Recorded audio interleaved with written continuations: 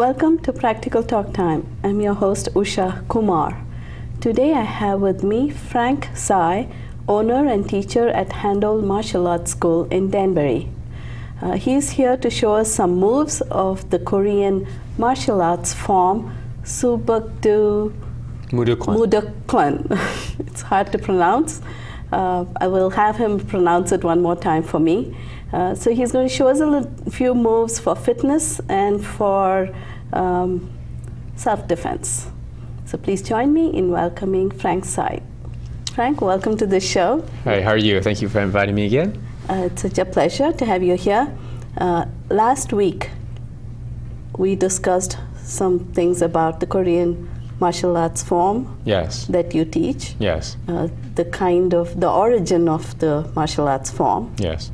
And a few moves for defense, right? Self-defense and for young people. Right. So this week, we'd like to talk about more moves for older folks like myself, because that's what people want, I guess. And then a little discussion about the 70th birthday celebration that you're gearing up for next year. Yes, right? Definitely, sure. You also recently just celebrated the 69th anniversary of this martial arts form. Right, yes. So can you tell us a little bit about your 69th anniversary celebrations, and then we'll go on to talk about your upcoming 70th year celebration. Definitely. The 70th will definitely be a much larger celebration. So for the 69th, I just thought it would be special if we got some of our members from this region in New York, Connecticut, and New Jersey to come together for a little training and focus on the youth. Because we have an initiative for the youth leadership, because they're our future generation. We got to focus on our youth for the foundation of our membership. And bring back the hard training, because the young, active, they need to jump, they need to kick high, fall down, rolling. That's not what the older generation is looking for. That's what the youth needs, to keep them involved. But not only that, not is it just physical, but it's also the service, the volunteer. That to be a leader, you have to give back. So we had a special day in Central Park. We volunteered to clean up part of Central Park. And we had some pictures that I took from the last time we had it. And did we have the time to show some of those pictures? Yeah, so this was when? On November 9th? This was on November 9th, which is the Mudokwan's anniversary. November 9th, 1945 is when it was founded. So this past November 9th was our 69th anniversary. Okay. Do we have a clip? Yeah, we have some pictures from the picture? Yeah, this is what is that? Yeah, we were training, so this is part of the training. We were doing stretching. This is I call nature training. So I used the nature, we used the trees, and we like to stretch with the trees. So these are some of our youth. These are our future generation of Subakdo. Is this something even older folks can do? Anyone can do this. Master Tsai, I referred to before in Korea. He went to China to teach Subakdo, to spread Subakdo. He met a Wushu master who was, I think, around 80, and he had his foot in a 180-degree split up a tree. Oh my God. Yeah, so when you talk about age, it really is how long have you been training? But if you start at 70, 80, of course you won't be as high, but it might take a longer time to reach. You have to do it slowly. Otherwise you can hurt yourself. Right. I mean, you don't expect to go 180 degrees if you're starting at 70, but you can still improve your flexibility, to prevent injury. So, I think we had some other... So during this celebration, was there any demonstration done in terms of the moves? At the 69th, this past... yes, we did basic form number 1. So that was the very first form you learn in our style. It's called Kichohyang Ilbu. Okay, basic form number 1. That consists of 22 moves, very basic. What is it called again? Kicho means basic. Kicho? Hyung is a form, in Korean means the form, like a series of movements or a pattern. Okay. And ilbu, il is number 1. Like ilyi samsa in Korean is the number 1, ordinal number 1. So it's the first form you learn as a white belt. And it's just low block and middle punch. and you just memorize the pattern. So form helps you memorize for concentration because you have to memorize the directions you have to move and to practice in timing with your step. Your power and timing at the same time as you step. So. Okay, do we have any pictures of that? Yeah, we had a clip that we showed from last week of the form. I can demonstrate some of that maybe later. The clip that we have showing now, this is from the volunteering, cleaning up in Central Park. So that's one of our younger students. Ian's picking up, I think, a cigarette butt. There's a lot of cigarette butts in Central Park. Isn't that awful? Yeah, yes, I know. They don't think that's littering? No, it is. It definitely is littering, But I know, but the persons who drop those don't think that it's littering. It's unfortunate, You can't have everyone who's going to be taking care of the parks or being aware of what's respectful or not. So, but luckily we have volunteers. I had my young volunteers to clean up Central Park. So what did they use to pick up all these disgusting things? Yeah, so at Central Park, when you volunteer, they provide you the trash bags and these like long extensions, these like tongs that you can handle. So they from don't afar. have to handle. Those. Right, so you don't have to touch because you never know what you're picking up. Yes. I saw some things that they picked up which a 5-year-old shouldn't see. I see. And that was in the park. That was in a park, yes. So that was in Central Park. Which part of the park was it? So this was near the Heckscher playground. You can see it's in the boulders. We were actually training near those boulders. So when we train outside, I like to train with nature, and I don't like to have a totally flat surface. Something with nature, trees, boulders, something that you can adapt to. Because martial arts is all about adaptation. You can train anywhere. Yeah, if you're used to training only on flat ground, then you won't know how to handle gradient. Exactly. Okay. And that's probably why they say in Korean martial arts, because there's so many mountains in Korea, that they're so good at jumping, because they like to climb up and run up the mountains. I see. Even nowadays, it's very popular for elderly people to hike up the mountain. They do it just for recreation. People love that in Korea. We have some hills here around this place. Yeah, there's a Connecticut, Mount Washington, right? That's a pretty large mountain. But so they trained and also cleaned up that place. So the itinerary was after some hard training, we did cleanup. So we weren't done training yet. Cleanup was still part of the training. So for another hour, and some of the youth were able to get service credits who needed it for the volunteer. So it also teaches them to do service in addition to just learning the discipline. Right, and that's the whole focus for the youth leadership. So to be a leader, it's not just about training. You're not just told what to do, but you have to think for yourself. You have to give back. So that service initiative, I have other programs I want to implement to help our future generation, be a leader. When I went to Johns Hopkins, there was no Subakdo club. I trained a little bit in the Taekwondo club, Wing Chun club. I did some different clubs. I even did some cheerleading, just for fun. But I eventually started my own Subakdo club because there was none there. So I took the initiative to do that. So being a leader is taking initiative. So that's what I hope to teach our younger generation, take the initiative. What other points do you have for leadership? So for leadership, now you have to be a role model to your students. So in class, to be the leader, for example, I have a TOTS class from ages 3 to 5. Oh. And so I give them a chance. Really young. Yes, anyone can start as long as they're able to basically stand still and stand up. They can basically start and listen to direction. So I have a way to teach the youth leadership by standing in the senior line. So we have the senior line, they stand on the left. And if they do well, either in listening or response and not talking when they're not supposed to, they get to be a chance to become the leader. And then people have to listen to them and then bow to them. So they all want to be a leader. So they get a chance and to demonstrate. Other things is confidence in the leadership. They have to be able to speak. So when they speak their name, I make sure they speak concisely, confidently, and loudly. So you have 3 or 5-year-olds saying their name very loud and proud, so that gives them confidence. That develops the leadership abilities at a young age. I think that's very important too, because I grew up in a generation where children were not really encouraged to speak up or confident and loud or proud or anything.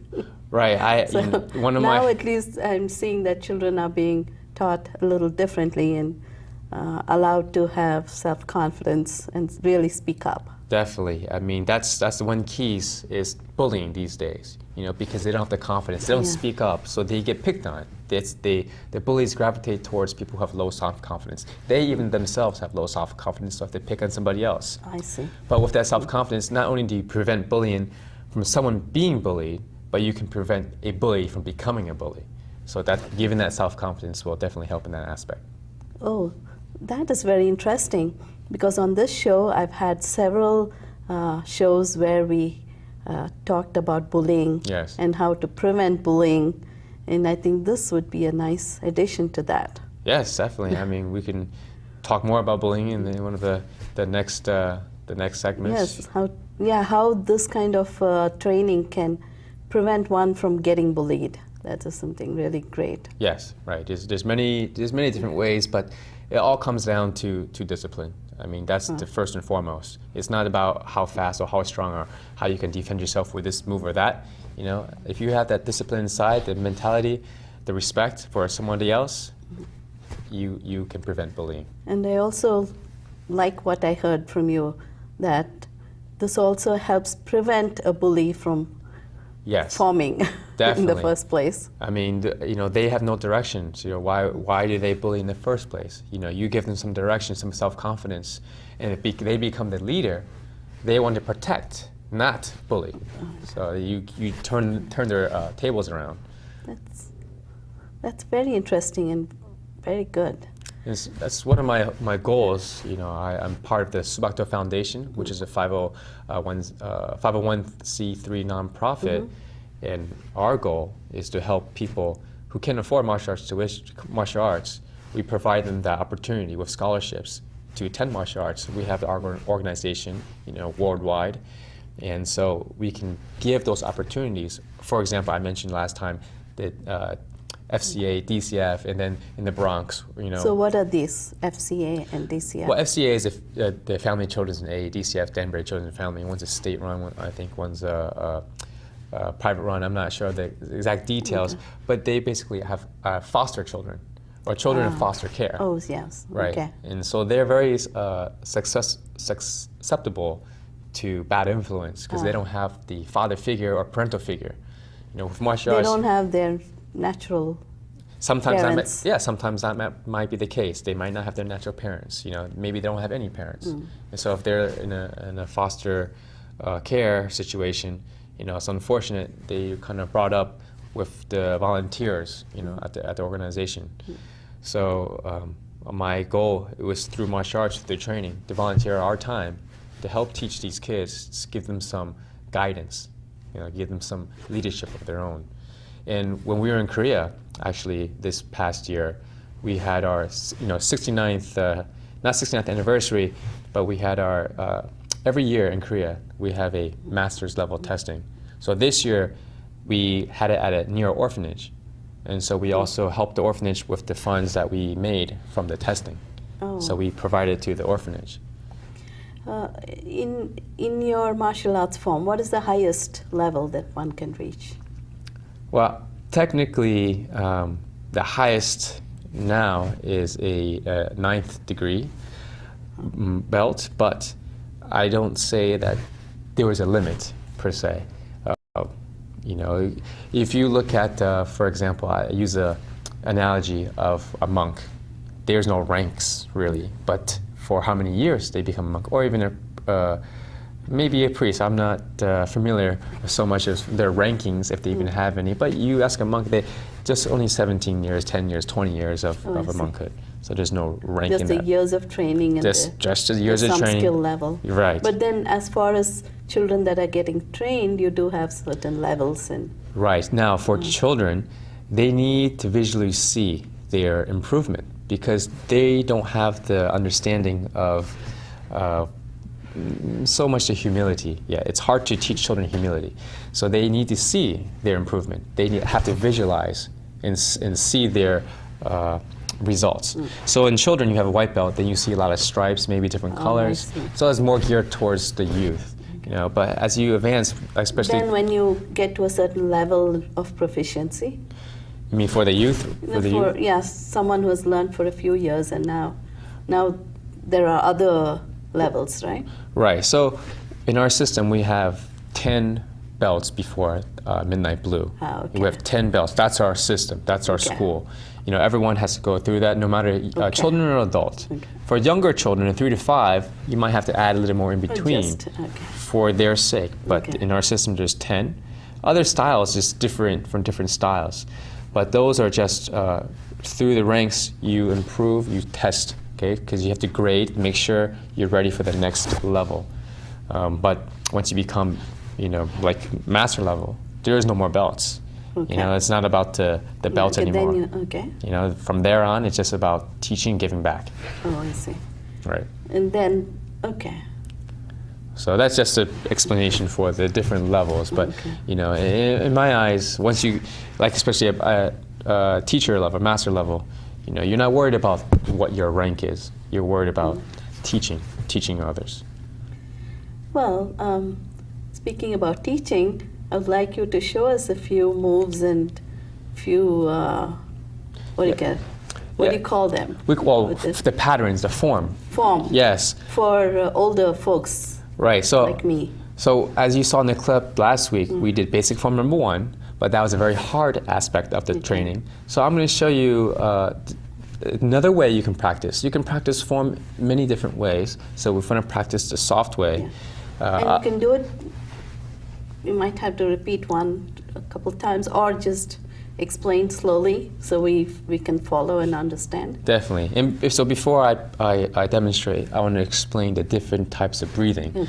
Okay. There's the active power when your breath is at the very end of the motion. So when you do a punch, the contact is at the end of the motion, and that's when you fully exhale. So you fully inhale, all the exhale at the end of the motion. That's active power. You have internal power. So that's when you breathe throughout the motion. So from here, you're in, relax, and then if I was to punch, the same technique.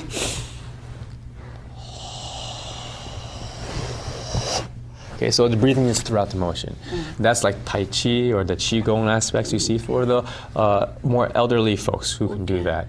And then so when is the first one useful and when is the second one useful? Well, obviously the first one is more for the people who are more active, the younger. Right. For people who can't move as quickly, they use the more internal. But in our style, our forms, we have to mix. So you have to develop a balance. So in the demonstration, I'll first show a part of form 1 in breathing, slow, relax. But there's one more breathing that I didn't mention. The third aspect is called it's an active negang. Whereas negang means passive, but it's an active. So the breath is throughout the motion, just like slowly, except the motion is fast. So rather than at the very end. So the motion is throughout. So that's what the subakdo aspect is. It emphasizes a lot about the active negang. It's the soft breath throughout, but fast. So I'm going to show you, demonstrate a little bit. You'll have to unclip here. Okay.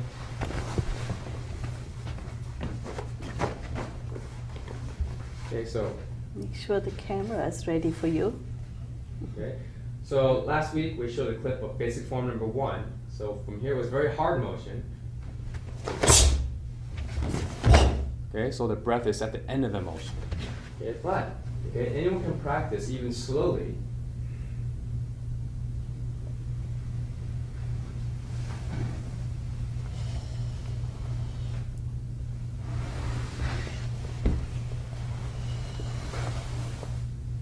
Okay, so that's 2 different ways of practicing. One is the active power, one is the soft internal. Anyone can practice.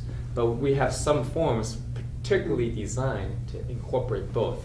And that's what the beauty of Subakdo is. The Kwanjin created these forms, especially the Chosan forms. It incorporates the hard and the soft. So I'll demonstrate just the beginning of one of the forms called Chosan Oreha, number 5.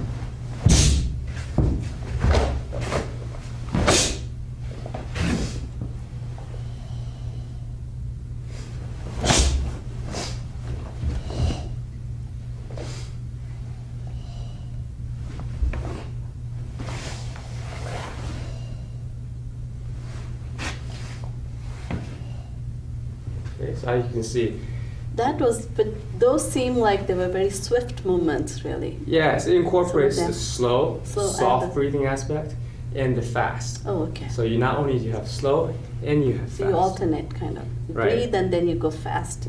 And then in some of the motions, I'll show you another set.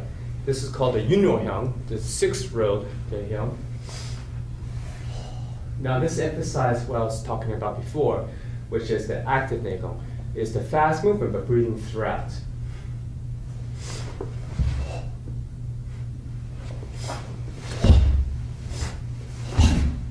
Okay, now the slow active Neigong, passive. Passive. Then we have active. And we have active Neigong, breathing throughout. Breathe throughout. So there's different type of acts of breathing for the different kinds of forms. How long will it take for someone to learn some of these? So learning these forms, these are more our advanced forms. I see.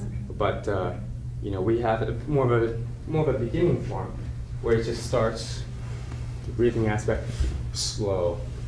Okay, this is about green belt level. We're learning these forms.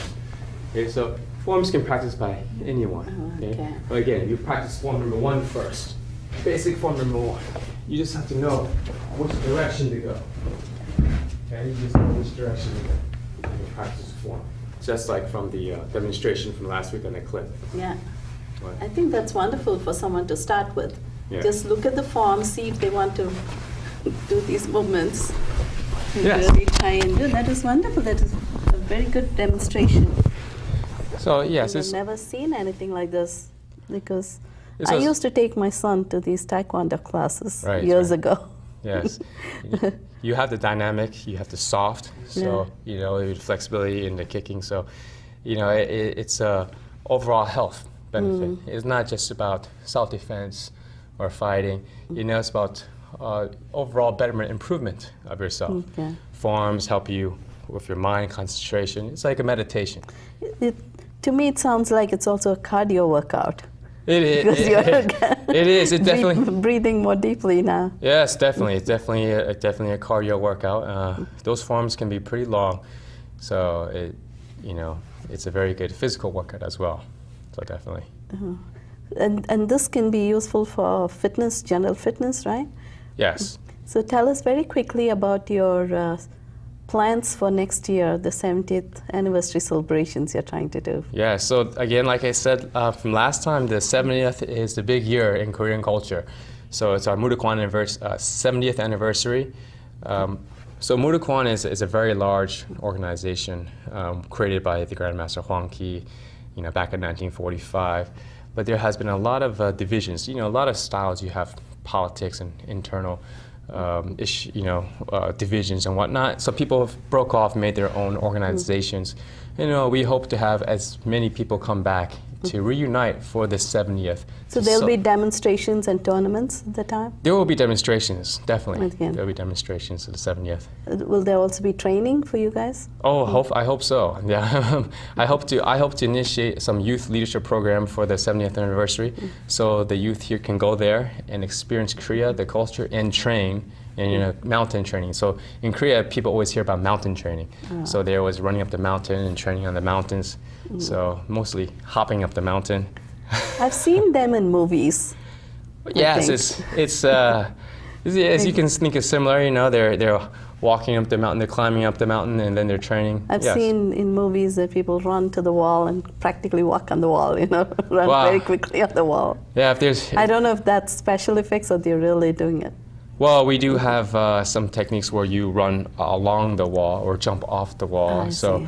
those are more for the active practitioners. Oh, I see. But definitely, maybe next time we'll do a demonstration of that.